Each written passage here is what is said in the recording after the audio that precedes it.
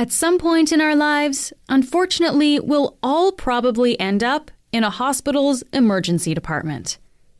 And when we're there, we'll most likely have to wait a while.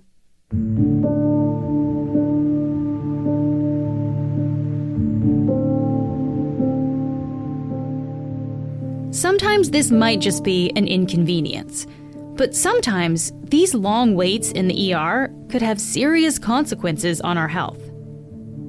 That was the case for 37-year-old Alison Holtoff in Nova Scotia.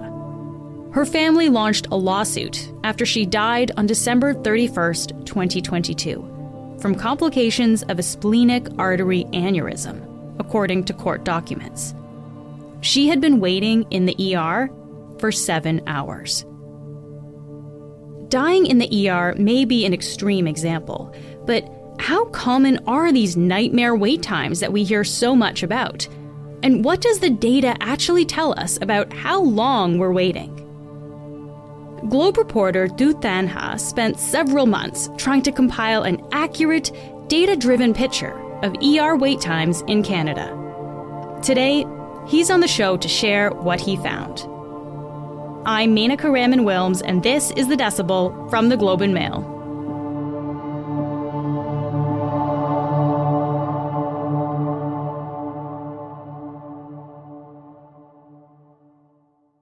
Ha, thank you so much for being back on the podcast. Thank you. So to start off, I just wanted to ask, what prompted you, as well as our colleague Yan Sun, to look at the performance of emergency departments in Canada? I think anecdotally, a lot of people would tell you that they spend long periods of times waiting for care when they show up at the emergency. It's become part of a Canadian law. And we want to be more specific. We wanted to look at numerical indicators for that. And these do exist, even though they're hard to find. And we also wanted to look at them because even though people have been saying that emergency departments have been overcrowded for years, is the situation worse because of a pandemic? We have a population which is aging. We have a population which has been increasing. And the challenges for healthcare are more acute. And we're definitely going to look at the numbers that you looked at. But to come back to this broader idea of, yes, wait times are usually bad. We know this across the country. Can we talk about some specific examples of this, Ha? Like at specific hospitals, how long are people waiting for? We found things which may not come as a surprise to people who are in the system. For example, at the Montreal General Hospital, people can expect to wait on the stretcher for 24 hours. There was a hospital in Saskatoon where the wait time for people who would be admitted after going to the ER was over 50 to 60 hours. So that's almost 2 days. And what we found from the data that we collected is that the things have not returned to the level of 2019, not yet. And just to be clear, the different types of wait times, the ones that I mentioned here that we focused on, the wait time from the moment when you are triaged to the moment that you leave the ER to be admitted into the hospital. Okay. We said some kind of big numbers, the length of time that people are waiting. What is the targeted time, like kind of the ideal time that hospitals say people should be waiting before they're seen? There's a target of 8 hours wait time for patients who are admitted. It is something that was recommended by the Canadian Association of Emergency Physicians. 8 hours is still a long time to be in an emergency, but that's the benchmark. Yes, and again, like you have been triaged. In theory, you have been stabilized. In theory, depending on the category of triage, like the severity of your condition, it spells out like how often you should be checked too. How you mentioned that you hear from people sometimes about their stories waiting in the ER. What have you heard? Like, as a result of these long wait times, how are patients being affected? So these are like some of the emails that I've received, and I've gotten permission from the woman who sent this, who said that she came in, she was triaged, and then she waited for 9.5 hours on a chair. She said, her quote, "I waited in pain in an uncomfortable ER chair for 9.5 hours." Another person who emailed me said that they waited for 11 hours before being seen. And in the same ER, they saw a man in his 80s with a brain bleed who was there for 10 hours, and a pregnant woman with a broken arm who was pacing back and forth in pain. She was there for 14 hours. Wow. Okay. Yeah. So this is really affecting people very, very directly. What about doctors? What have doctors and emergency departments said about how bad it is? Yes, it is unpleasant for patients, even though they have already been assessed. But doctors say that also hallway medicine is not optimal medicine. I talk about hallway medicine because these are people who, after they've been seen at the emergency ward, are now waiting in that open space there to be taken to have tests or to be admitted to a hospital. So there was a paper in the Journal of Emergency Medicine 2 years ago. This is a paper from the US, but a lot of these things would apply very much in Canada too, which lists some of the reasons why hallway medicine is substandard medicine. So first of all, there's no privacy, so which means that it's kind of hard to take the history of a patient, to give them a good physical examination, to ask them private questions. To be clear, this is basically patients on a stretcher in the hallway. They don't have a private room yet because they can't get to a room yet. Yes, and the nursing care is also affected because it's care which is fragmented, which is not consistent. It's also a place where, unfortunately, there's violence sometimes because some people come in and have substance abuse or mental health issues. And also hospital personnel have noticed that people are much more aggressive since the pandemic. There's also could be a hallway transmission of respiratory diseases and infections. And since we mentioned, that it's hard to have consistent care, also people might get bumped from one space to another. And again, it makes it hard to follow up, to give them medication. So this is not an ideal place for their care, let alone the fact that it's not a pleasant experience for them. Has this always been a problem in Canada, Ha? Have we always seen really long wait times? This has been going on for years. People have brought up these concerns decades ago, but we have been told by doctors that things have gotten much worse since the pandemic. Of course, in the early days after COVID arrived, there was actually wait time dropped because everything was locked down and people were staying home. But then afterwards, it got worse. It got much worse because people came back. There was catch up to do. The conditions were worse. And at the same time, they were losing staff. They were losing staff who were infected and had to be quarantined. They were losing staff who were retired and quitting and going into the private sector. So let's talk about, I guess, the reasons why we're seeing this, Ha. Is this strictly an issue of too many patients, not enough doctors and nurses, or what is the issue? Yeah, often people mention that, there's an issue. I don't have a family doctor and I had to resort to going to the ER, even though, I didn't think that it was an urgent matter. The problem is that it's not just the inflow, it's also the outflow. That it's not just people coming in, but also the trouble in getting them out of the ER. And they end up being parked in hallways to the point where, for example, in one of the Saskatoon hospitals, the fire department had to intervene because they said there were too many stretchers in the hallways and it was a fire hazard. Wow. So in theory, emergency would be for urgent cases, but since access to healthcare is challenging because a lot of people don't have access to primary care, access to family doctors, they will have to turn to their hospital. Now, in theory, this should not be a problem for the emergency department, and emergency doctors say that, if you have an issue, don't fret away, do show up, we'll look after you anyway. We're not in the business of turning people away. So in theory, when you come in, if it's not urgent, it just means that you'll wait longer if it's overcrowded. Okay. But as I mentioned, they said the problem is the outflow. Okay, so we talked about the inflow problem. You also mentioned how the other side of it is the outflow. So what is causing the bottleneck there? Okay, so you go into the ER, and if your condition is severe enough that you're not one of these people who just have to wait and then they eventually discharge. But instead, the doctor says it's bad enough that you have to be admitted to a hospital, or at least you have to stay here so that we keep you under observation and we give you some tests, some scans, some blood tests and all of that. There's no hospital bed for you. So why is there no space upstairs? Because hospitals are over capacity. Sometimes it's because there would be like an outbreak of respiratory disease. But there's another phenomena, which is elderly patients who are in hospitals, are treated, and then at some point they no longer need hospital care, but they're not in shape to go home without having some arrangement for home care or to be sent to a nursing home, a long-term care facility. So in the jargon, these are called ALC patients, alternate level care patients, and they are a big cause for the blockage in accessing hospital beds, which then just reverberates into the emergency department.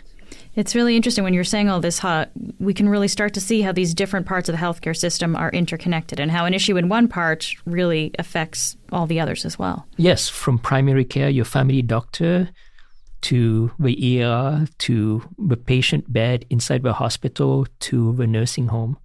But this is life in Canada. I've kind of made this joke before, how you begin your life by being in a queue waiting for childcare and kindergarten spot, and then you end your life waiting for a nursing home bed.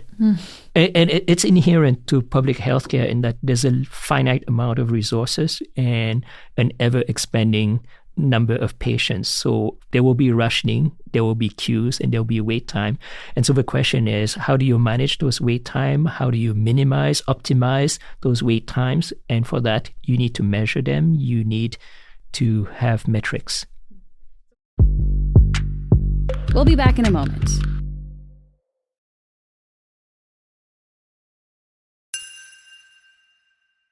So how you actually did measure these things. You actually did look at metrics. You and our colleague Yang Sun tried to compile a national data set of how emergency departments are functioning. So let's talk about this data a little bit. I guess first, I just want to understand, is this the first time that we've seen this data all put together in this way? There is actually an organization which compiles healthcare data across the country. It's one which is very reputable, which doctors have told me that it's exceptional that we have this in our country because other countries don't have that. You're talking about CIHI? Yes, we're talking about CIHI, which is the acronym for the Canadian Institute for Health Information. CIHI actually does have a database that includes statistics about emergency. It's a very thorough database in certain ways. It's called NACERS, which stands for National Ambulatory Care Reporting System. Okay. Which means that it's not just emergency services, but also things like day surgery, for example. And NACERS is very thorough. It tracks like about 190 different data points. It's things like the demographic characteristic of a patient, at what time the ambulance arrived, how you were triaged, how you were categorized in triage, whether you received a blood transfusion, if it was a car accident, whether you were wearing a seatbelt, whether you were wearing a helmet. So it's very detailed, but accessing it is not straightforward. And it also has some gaps because provinces decide what they contribute to CIHI, and some provinces don't contribute at all to this database of emergency data. Some provinces only contribute partially. Okay, so it is really, as you say, patchworked across the country because it's so different province to province. Is this data available, though, Ha? Like, can anyone kind of go online and see what their local hospital's wait times are, what these stats are for where they live? So CIHI releases some data that are readily available, like they would have tables with the wait times, details, but by provinces. It's broken up by provinces. But we wanted to find out more because do you want to know how your hospital is doing? Like knowing how Ontario is doing is not very helpful. It's not very enlightening. You cannot compare regions because within a region you have hospitals of different sizes and different missions.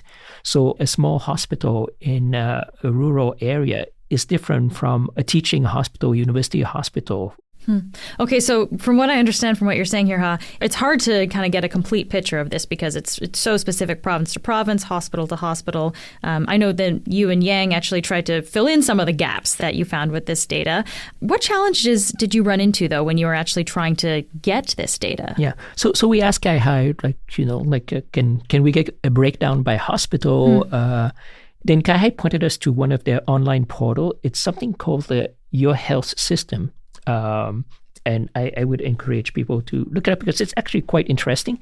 It's a bunch of indicators that they make available, and you can pick either your hospital or your city or your region or your province, and you can compare it with other regions, other cities, other hospitals. So in theory, this solved our problem, even though you would have to enter like every hospital. But the problem is that some of those indicators are not managed at the hospital level, but rather at the level of a hospital network. So that when you look at the emergency times, wait times for indicators on that portal, in some cases you don't get a specific hospital, but you get a university network. So we realized that, okay, so should we just like go straight to the source? And so we contacted every Ministry of Health and every regional health authorities across Canada. Wow. Okay, so you got back a bunch of different data, not always consistent across the country, but you got back some information here, Ha. Did the data you collected back up the anecdotal evidence, I guess, that we've heard about long wait times? Like, is this the case then, that these wait times are quite long across Canada? Yeah, and those are the examples that I mentioned earlier, is that we see like a lot of things getting worse during the pandemic. Well, first like a little dip at the start when things are better, and then things get much worse and things have not recovered in most cases. But there were also interesting cases where we found that the wait time was low. So some of the wait times for admission, like we focused initially on wait time for people who are admitted, because it means like these were people who have serious conditions, and some of them have explanations. So for example, Sunnybrook has very long wait time, and they say it's because they're a trauma center, so the patients that they see, they tend to be very serious, heavy-duty cases. So this is a hospital in Toronto, yeah. Yes. The Montreal General Hospital, they say that the issue is that their clientele, their patients tend to be older. And older patients, well, already the beds are taken by other ALC patients. Okay. So we have all this data now, Ha. Let's actually talk about what we can do with this. Let's start with governments. How would a government use this data to improve things? Yeah, so Kai-Hai was telling me that they have been working on ways to computerize and standardize patient information, not all the record, but just a summary of it. And they're hoping that this will make this information more transportable, more accessible, that it would also help provinces that are not contributing, make it easier for them and contribute to more data being contributed to their NACRS, their database that has emergency data. And this is like in the part of this stream of work that Kai-Hai is doing on improving healthcare indicators.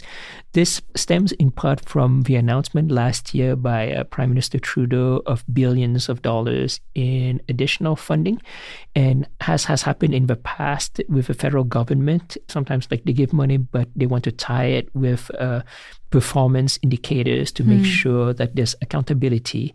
And as part of this announcement, Kai-Hai agreed to help develop these indicators. Have we seen anyone take kind of these big numbers, this big data, and actually use it in a way that could be improving things in a hospital? Well, when we looked at the data, there's in the Toronto region, there's one hospital that stuck out. It's Humber River Health. They had like numbers which were like around 5-6 hours when compared to like a full day elsewhere.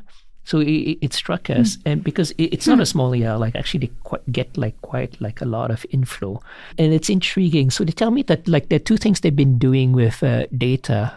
One is which is already in place. It's like a command control. where they try to track things in real time. And the other thing they will do is try to come up with an artificial intelligence system. So first, better flow through the use of better information processing, and also better forecasting, because they want to be able to be in position where they can tell people it will take you this much time before you're seen by a doctor. And if the situation is not severe enough, people can decide maybe they can want to go back home and wait. This example kind of gives us a sense of how this data can actually be used then to make an ER, to make a hospital more efficient and more effective. Yes, and in general, it's a matter of accountability to know what is the performance of your hospital, but also to use that data to find where the issues, where problems are, and fix them. Ha, thank you so much for taking the time to be here and walk us through all this. Thank you for having me.